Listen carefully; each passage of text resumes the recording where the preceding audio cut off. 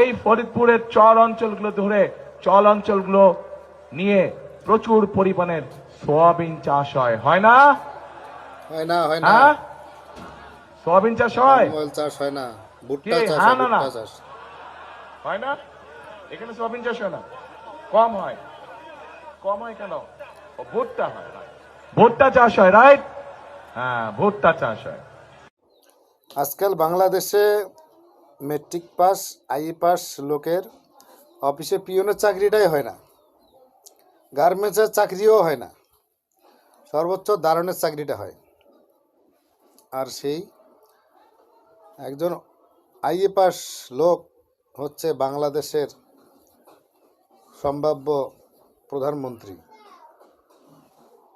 আর এই আইএ পাসের নিচের লোকগুলি যারা সচিব টচিব বিভিন্ন অফিসের ডিজিরা থাকবেন, প্রকৌশলী ইঞ্জিনিয়াররা থাকবেন, তারা থাকবেন গ্রাজুয়েশন কমপ্লিট করা।